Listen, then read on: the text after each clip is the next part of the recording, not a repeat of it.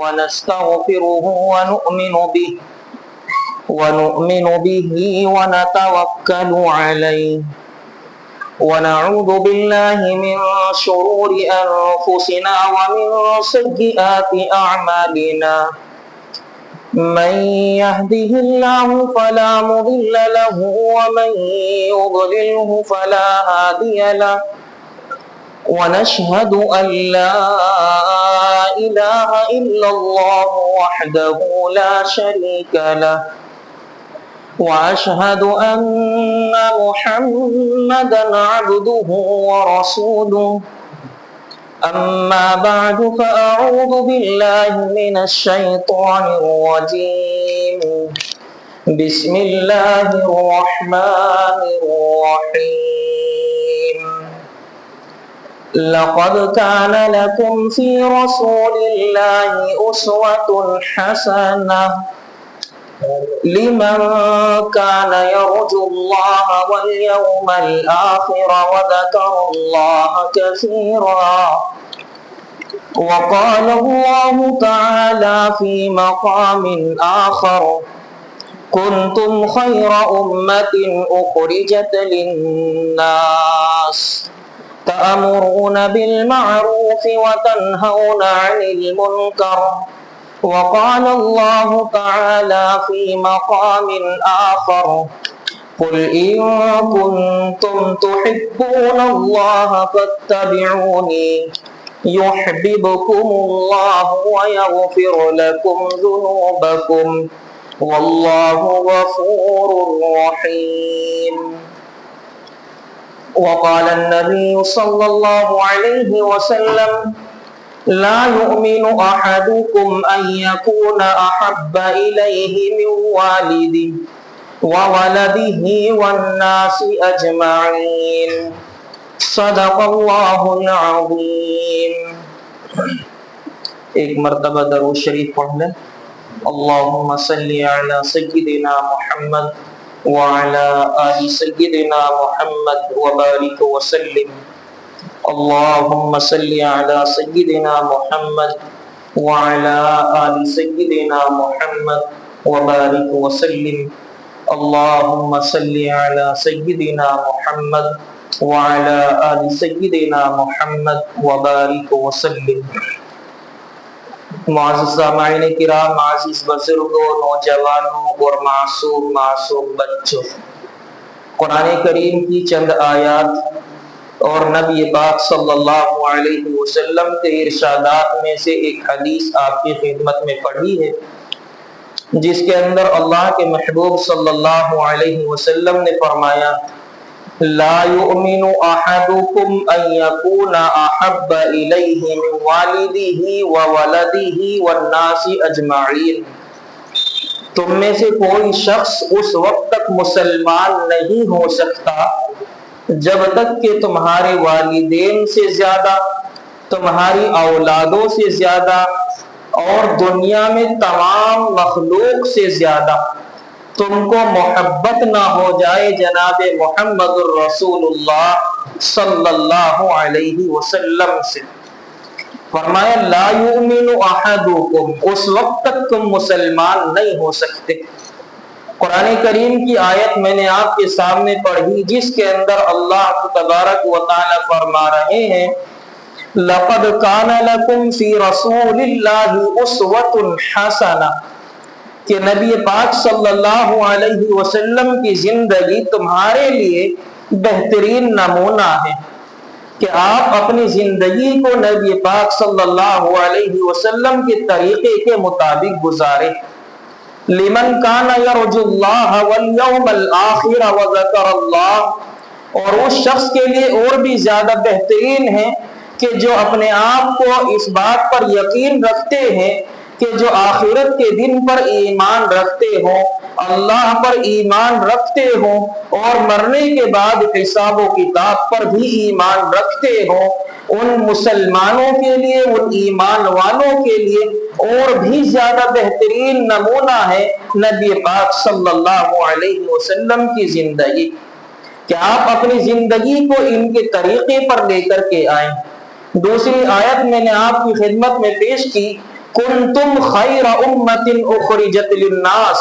تأمرون بالمعروف وتنہون عن المنکر،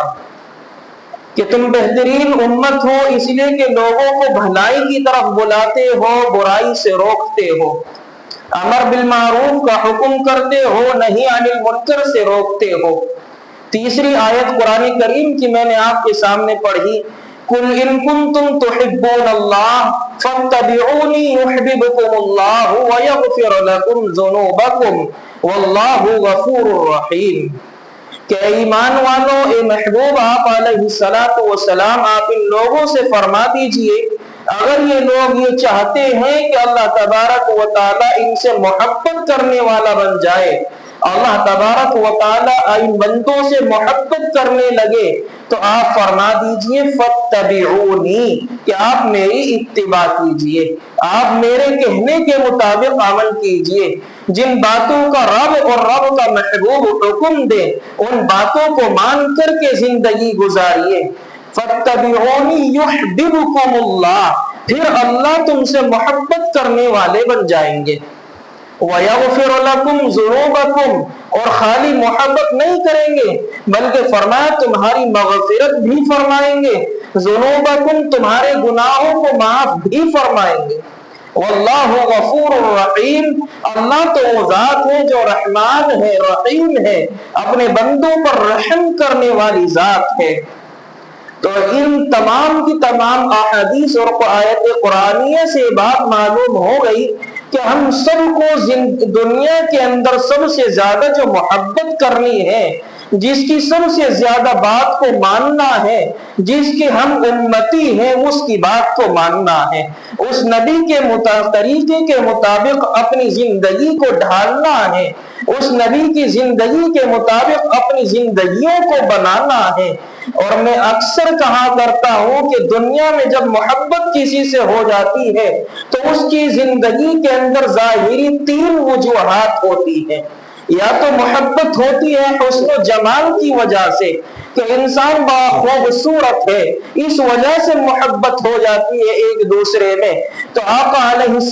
السلام اس دنیا ہی نہیں بلکہ اس پوری کائنات میں سب سے زیادہ خوبصورت تھے،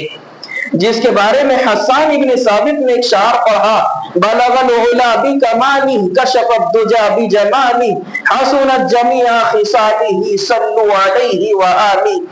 آپ فرماتے ہیں کہ میری آنکھوں نے آپ جیسا کبھی نہیں دیکھا، میرے کانوں نے آپ کے جیسی تعریف کبھی نہیں سنی، آپ کو رب نے ایسا ہی بنایا جیسے آپ نے خود چاہا، جیسا آپ خود چاہتے تھے اللہ نے آپ کو ویسا ہی خوبصورت بنایا۔ ایک موقع پر میں نے یہاں جمعے کے بیان میں بات کہی تھی کہ اللہ تبارک و تعالیٰ نے 2 رنگوں کو پیدا کیا ہے، ایک کالا ہے ایک گورا ہے، پھر اس میں سے جو خوبصورت والا رنگ ہے گورے والا، اس میں سے تھوڑا تھوڑا کر کے پوری امت میں تقسیم کیا ہے، پوری دنیا حضرت آدم علیہ نبینا علیہ السلام سے لے کر اور قیامت تک آنے والی تمام انسانیت میں اس رنگ کو تھوڑا تھوڑا تقسیم کیا ہے، اور اس میں سے آدھا حضرت یوسف علیہ نبینا علیہ السلام کو پیش کیا، اور اس میں سے ایک حصہ جو بچا ہے وہ پورا کا پورا آقا علیہ السلام کو پیش کیا گیا۔ تو معلوم ہوا کہ اس دنیا کے اندر سب سے زیادہ خوبصورت حسن و جمال والی شخصیت اگر کوئی ہے تو جناب محمد الرسول اللہ صلی اللہ علیہ وسلم ہے،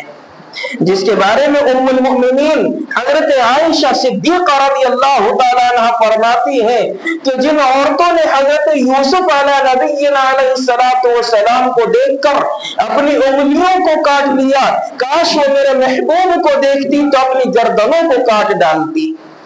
اپنی گردنوں کو اڑا ڈالتی۔ اتنا حسن، اتنا جمال اللہ نے آقا علیہ السلام کو پیش کیا تھا۔ اگر محبت خوبصورت کی وجہ سے ہوتی ہے تو پھر کیوں نہ ہم محبت کریں اس نبی سے جو اس دنیا کا سب سے خوبصورت انسان ہے۔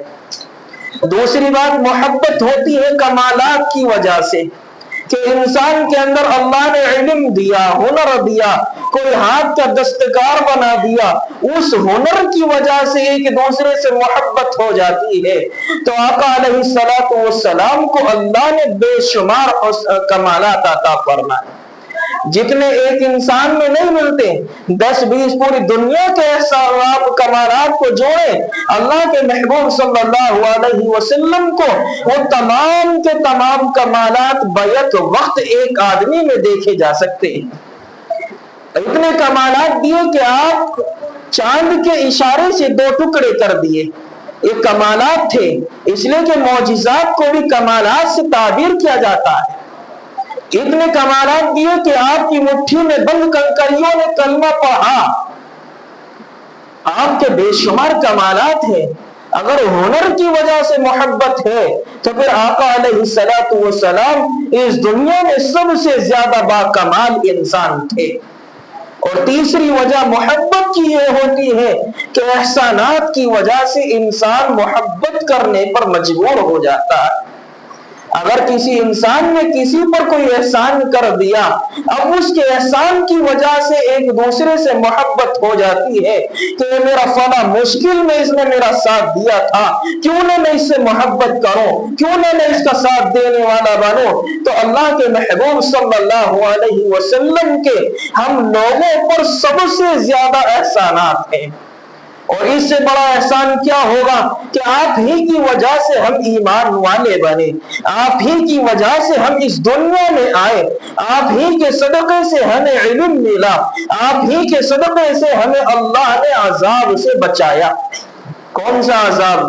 جس وقت میں آقا علیہ السلام کی وفات کا وقت قریب ہے، دنیا سے پردہ فرمانے کا وقت قریب ہے، آپ نے جبریل سے کہا تھا اے جبریل اللہ کے پاس جا اور جا کر کے معلوم کر کہ میری امت کا میرے بعد کیا ہوگا۔ تو اللہ نے کیا جواب دیا کہ جاؤ میرے محبوب سے جا کر کے کہہ دو کہ آپ کی امت کو اللہ اکیلا اور تنہا نہیں چھوڑیں گے، ورنہ ہم نے کون سے ایسا گناہ نہیں کیا کہ جس کی وجہ سے ہم پر عذاب الہی مسلط نہ ہوتا۔ آپ پہلی امتوں کو دیکھیں،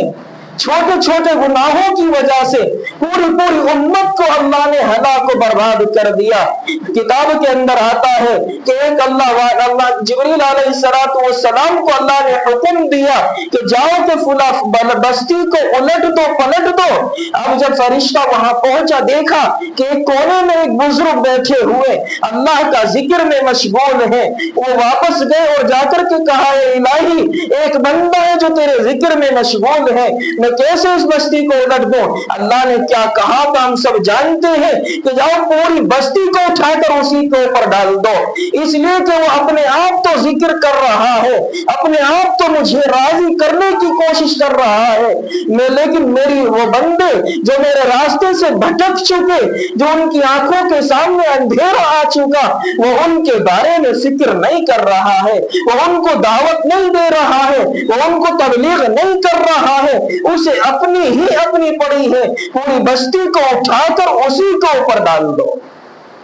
یہ حکم ہوا تھا، اور پھر ایسا ہی فرشتے نے آپ کے حکم کی تعمیل بھی کی تھی۔ اور مجھے بتائیے کہ جب پہلی امت صرف ایک اس بات کی وجہ سے ہلاک اور برباد ہو گئی، تو ہمارے اندر تو تقریباً میں کہتا ہوں 99% ایسے لوگ ہیں جو خود نماز پڑھتے ہیں لیکن دعوت کے کام سے جڑنے کو ان کا دل نہیں چاہتا، مشورے میں بیٹھنے کو ان کا دل نہیں چاہتا، ان کا ٹائم وہ سمجھتے ہیں کہ ضائع ہونے والا ہے، لیکن یہاں میں کہتا ہوں وہ ٹائم ضائع نہیں ہو رہا ہے، وہ پوری امت کی فکر لے کر بیٹھنا گویا کہ اپنے آپ کو بچانے کے ساتھ ساتھ پوری امت کو بچانے کی فکر کرنا، یہ خود اپنے آپ کو اعلیٰ درجے کا بچانے کی محنت ہے۔ تو یہ محبت کی نشانیاں ہیں کہ اس نبی کے صدقے سے ہمیں ایمان نصیب ہوا، اور ہم عاشق رسول اپنے آپ کو بتاتے ہیں لیکن مانتے نہیں ہیں۔ عشق دیکھنا ہے تو حضرات صحابہ کرام کا دیکھیں، عشق دیکھنا ہے تو صحابہ کرام پہ دیکھیں کہ حضرات صحابہ کرام رضوان اللہ تعالی علیہم اجمعین نے کس طرح سے محبوب صلی اللہ علیہ وسلم کے حکم کی تعمیل کی اور کس طریقے سے محبوب صلی اللہ علیہ وسلم سے محبت کر کے اور ہمیں دکھلا اور بتلا کر کے اس دنیا سے رخصت ہو گئے، جن کے بارے میں کہیں قرآن نے کہہ دیا رضی اللہ عنہم ورضوا عنہ، کہ اللہ ان سے راضی ہو گیا، یہ اللہ سے راضی ہو گئے۔ یہ محبت ہی کی تو وجہ تھی۔ چنانچہ ایک واقعہ میں نے ابھی بدھ کے روز یہاں بیان کیا تھا کہ اس کے حضرت حبیب بن زید رضی اللہ تعالیٰ عنہ کے بارے میں آتا ہے کہ اللہ کے محبوب صلی اللہ علیہ وسلم نے ان کو ایک جگہ مسلمہ کذاب کے پاس دعوت حق کے لیے بھیجا کہ آپ وہاں پہنچے، آپ اسے دعوت دے، اور اس مسلمہ کذاب نے اس وقت نبوت کا اپنا جھوٹا دعویٰ کیا ہوا تھا، وہ اپنے آپ کو کہتا تھا کہ میں نبی ہوں، لہٰذا اس بات کی وجہ سے محمد الرسول اللہ صلی اللہ علیہ وسلم نے اس مسلمہ کذاب کے پاس حضرت حبیب بن زید رضی اللہ تعالیٰ عنہ کو بھیجا، اور انہوں نے وہاں جا کر دعوت حق پیش کی۔ اس نے ان کی دعوت کو نہ مانا بلکہ یوں کہنے لگا کہ نبی تو میں ہی ہوں، لہٰذا تو خود میرا کلمہ پڑھ کر مسلمان ہو جا اور محمد الرسول اللہ کے کلمے کو جھٹلا دے، وہ جھوٹا نبی ہے العیاذ باللہ۔ لہذا یہ بھی عاشق رسول صحابی تھے۔ حضرت حبیب بن زید رضی اللہ تعالیٰ عنہ کہتے ہیں کہ ہم نے اپنے محبوب کی زبان سے حدیث سنی ہے، انا خاتم النبیین لا نبی بعدی، میں آخری نبی ہوں، میرے بعد کوئی نیا نبی دنیا میں آنے والا نہیں ہے۔ اور خود اللہ تبارک و تعالیٰ نے قرآن کریم میں اشارہ کر دیا لقد کان لکم فی رسول اللہ اسوۃ حسنہ، کہ نبی پاک صلی اللہ علیہ وسلم کی ہی زندگی آپ کے لیے بہترین زندگی ہے، آپ اسی کے مطابق زندگی گزارے۔ تو حضرت حبیب کہتے ہیں کہ آپ جھوٹ بولتے ہیں، آپ نبی نہیں ہو سکتے، لہذا میں آپ کو دعوت حق کے لیے بلاتا ہوں، آپ آئے اور محمد الرسول اللہ کا کلمہ پڑھ کر سچے مسلمان بن جائیے۔ لہذا اس نے اپنے خادموں کو حکم دیا کہ مسلمہ کذاب حکم دیتا ہے کہ حبیب بن زید کا سیدھا ہاتھ کاٹ دیا جائے۔ چنانچہ حکم کی تعمیل ہوئی، ایک ہاتھ کٹ گیا، پھر کہا کہ اب کہو کہ میں ہی نبی ہوں اور محمد الرسول اللہ جھوٹے نبی ہے العیاذ باللہ۔ انہوں نے پھر یہی جملہ دوہرایا کہ میں یہ نہیں کہہ سکتا، ہاں یہ ضرور کہوں گا کہ محبوب صلی اللہ علیہ وسلم سچے اور حق نبی ہے۔ اس نے پھر حکم دیا کہ اب ان کا دوسرا ہاتھ بھی کاٹ دیا جائے، وہ بھی کٹ گیا، دونوں ہاتھ شہید ہو گئے، اور پھر وہ اپنی بات سے نہیں ٹلے۔ اس نے پھر یہی جملہ دہرایا۔ حضرت حبیب بھی کہتے رہے کہ میں اس بات کو نہیں کہہ سکتا، اس لیے کہ ہم نے حدیث کو سنا ہے، ہم نے قرآن کو سنا ہے، ہم یہ نہیں کہہ سکتے کہ تو نبی ہے۔ اس نے پھر حکم دیا کہ ان کا سیدھا پیر کاٹ دیا جائے، پیر بھی کاٹ دیا گیا، پھر یہی بات دہرائی گئی، پھر انہوں نے منع کیا، الٹا پیر بھی کٹوا دیا گیا، پھر انہوں نے منع کیا۔ اب حکم ہوا کہ زبان سے بار بار منع کر رہا ہے، اس کی زبان کو باہر نکال کر زبان بھی کاٹ دی جائے۔ لیکن یہ بھی سچا عاشق رسول تھا، اس نے زبان کو کٹوا لیا، ہاتھ اور پیر کو شہید کرا لیا، لیکن اپنی بات سے نہیں ہٹا۔ اپنے آپ اپنے جسم کے ٹکڑے ٹکڑے ہو گئے لیکن اپنی بات سے نہیں ہٹا۔ ان کی والدہ کو ان کی خبر ملی کہ آپ کے بیٹے کو بڑی بے دردی اور بڑی بے رحمی سے شہید کر دیا گیا۔ والدہ نے اس بات پر غم نہیں کیا، آپ نے رونا اور چلانا شروع نہیں کیا، آپ نے بد دعائیں دینی محمد کو شروع نہیں کی کہ اس کی وجہ سے میرا بیٹا شہید ہوا ہے، یہ نہیں کہا، بلکہ کہا کہ اللہ کا شکر ہے کہ جس مقصد کے لیے میں نے پیدا کیا تھا آج وہ مقصد پورا ہو گیا۔ یہ تھے حضرات صحابہ کرام، یہ تھے اللہ کے محبوب صلی اللہ علیہ وسلم سے عشق کرنے والے۔ اور صرف اتنا ہی نہیں، آگے چلیں، حضرت زبیر بن عوام رضی اللہ تعالیٰ عنہ جس وقت ایمان لے کر کے آئے، آپ کو چٹائیوں میں لپیٹ دیا جاتا، اور آگ کو لپیٹ کر کے آگ لگا دی جاتی، آپ کو کہا جاتا ایمان سے پھر جا، آپ ایمان سے نہیں ہٹے۔ صرف اتنا ہی نہیں، آگے چلے، حضرت بلال حبشی رضی اللہ تعالیٰ عنہ کا ذکر فرما رہے تھے، حضرت عمر رضی اللہ تعالیٰ عنہ اسی مجلس سے ایک صحابی کھڑے ہوئے اور کہا کہ اے امیر المؤمنین ذرا ہمارا بھی تھوڑا تذکرہ فرمائیں۔ فرمایا کہ کیا تذکرہ؟ آپ نے اپنی کمر سے پیچھے سے کرتا اٹھایا، دیکھا گیا تو آپ کی کمر پر ہڈیوں کے سوا کچھ نہیں تھا۔ پوچھا یہ کیسے ہوا؟ کہا کہ میں ایمان لے کر کے آیا، ظالموں نے مجھے آگ پر لٹا دیا، میرے اوپر ایک پتھر کی چٹان رکھ دی جاتی، یہاں تک کہ وہ آگ میرے خون اور میرے گوشت سے بجھ جاتی، وہ ختم ہو جاتی۔ یہ اتنی تکلیفیں دے کر، اتنی تکلیفیں سہ کر یہ حضرات صحابہ کرام نبی پاک صلی اللہ علیہ وسلم سے اپنے عشق کا اظہار فرماتے رہے۔ اس سے آگے اگر چلیں، حضرت ابو بکر صدیق رضی اللہ تعالیٰ عنہ کی قربانیاں کہاں تک بیان کی جائے۔ ہجرت کا موقع ہے،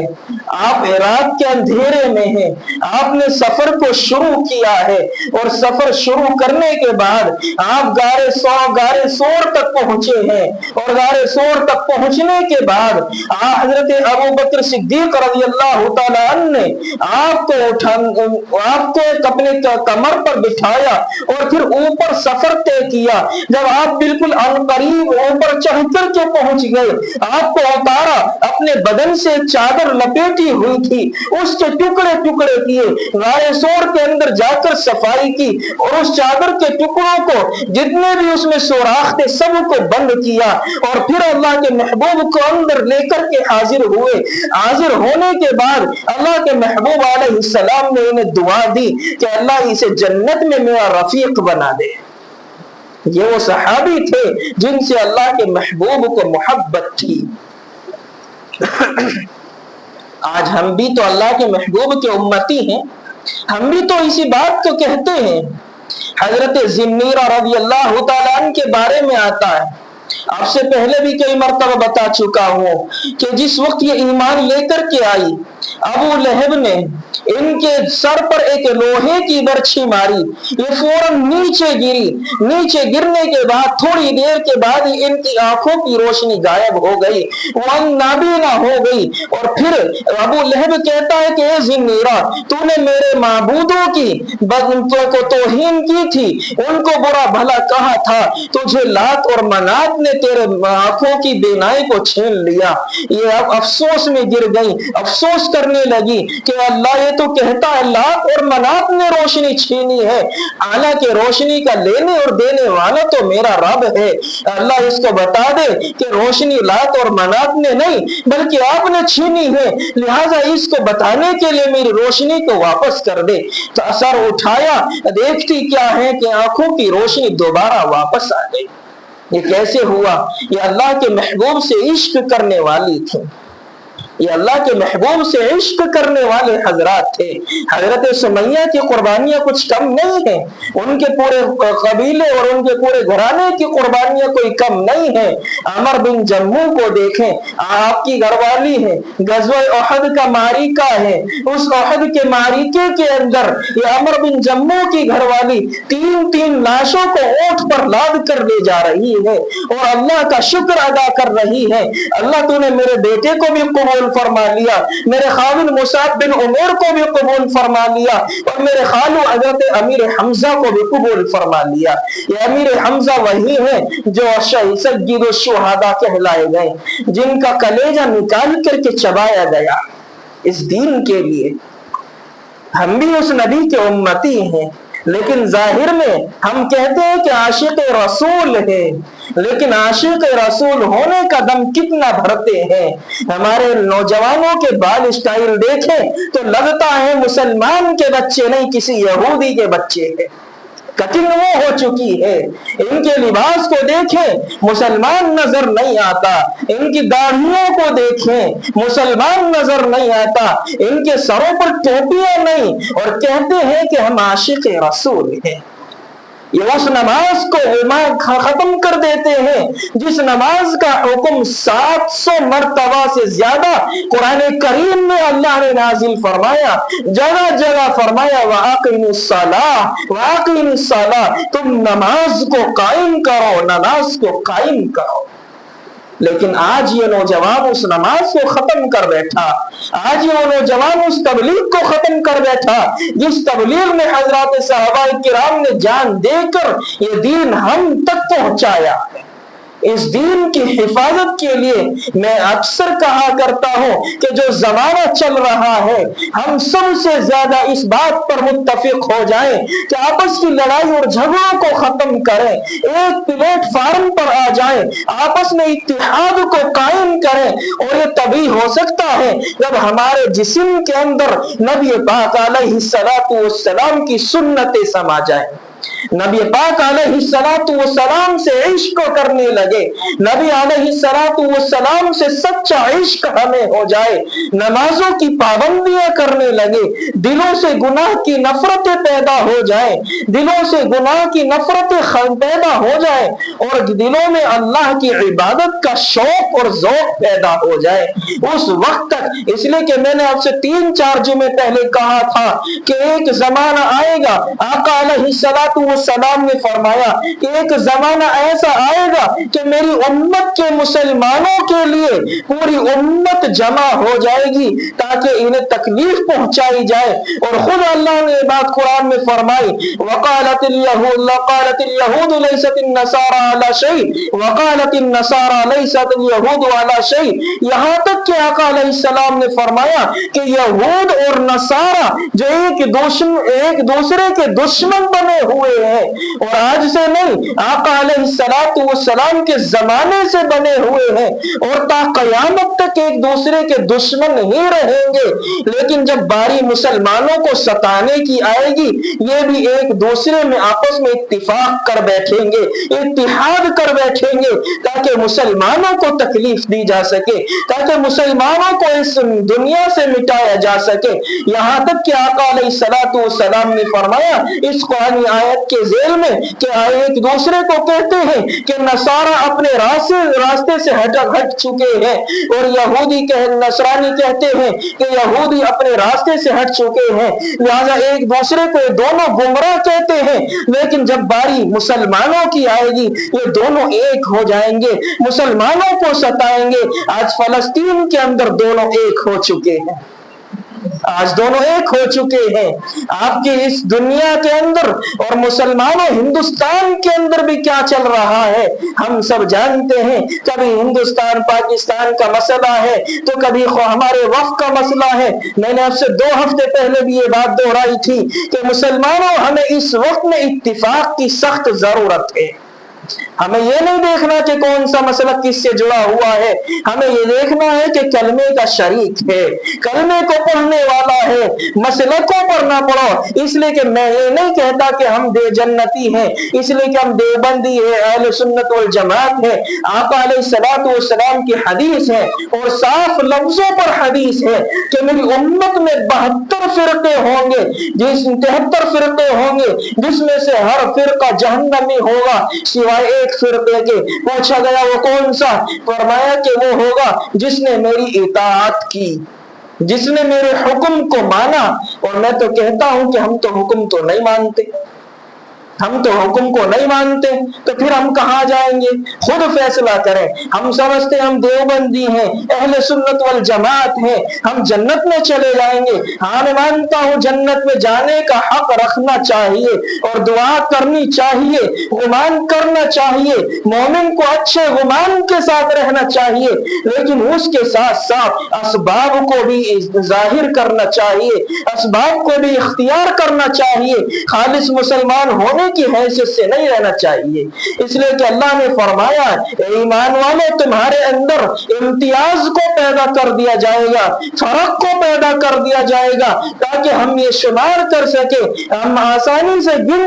گن سکے، آپس میں ہمیں کوئی غفلت نہ ہو۔ ہم یہ کہتے ہیں ام حسب الذین ان یترکوا ان یقولوا آمنا وهم لا یفتنون، ایمان والو تمہیں آزمایا جائے گا، اور آزمائش کے तरीके बहुत मर्तबा बता चुका हूं कि कितने हैं और कैसे कैसे हैं, इसलिए हमें ये नहीं करना चाहिए कि हम तो जन्नती ही हैं, नमाज पढ़े या ना पढ़े। मैं कहता हूं और अक्सर वाकया बताया, आखिर में एक वाकया बता करके बात खत्म करो कि जिस वक्त में हजरत फातिमा ज़हरा रज़ी अल्लाह तआला अन्हा का इंतकाल हुआ, आपके जनाजे को कब्रिस्तान ले जाया गया। हजरत अबू ज़र ग़िफ़ारी ने कब्र से कहा था, या कब्र लस्ता अलैहि मनम,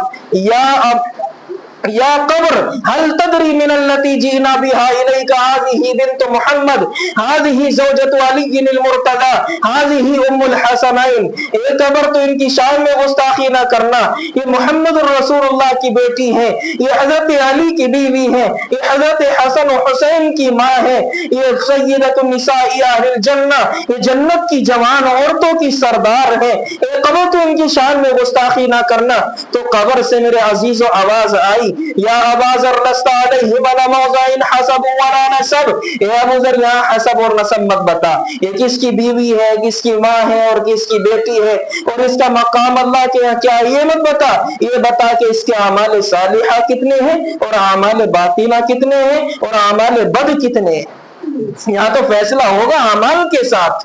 इसलिए मेरे अजीजों, अहद करो, हम नमाजों को नहीं छोड़ेंगे, इसलिए कि अल्लाह ने 700 से ज्यादा मर्तबा कुरान में नमाज का हुक्म फरमाया। हम आशिक रसूल होने का जो दावा करते हैं वो हजरत सहाबा किराम जैसा सच्चा दावा करेंगे और अल्लाह के महबूब से सच्ची मोहब्बत करेंगे। इसलिए आका अलैहिस्सलाम ने फरमाया, ला युमिनु अहदुकुम, वो तुम उस वक्त तक ईमान वाले नहीं हो सकते, मुसलमान नहीं हो सकते, अहब्बा यकुना इलैहि मिन वालिदिही व वलदिही वन्नासी अजमाइन, जब तक कि तुम्हारी औलाद, तुम्हारे वालिदैन और दुनिया में हर चीज से ज्यादा तुमको मोहम्मद से मोहब्बत ना हो जाए। अल्लाह मुझे भी आपको भी अमल की सआदत नसीब फरमाए। व आखिरु दावाना अनिल हम्दुलिल्लाहि रब्बिल आलमीन।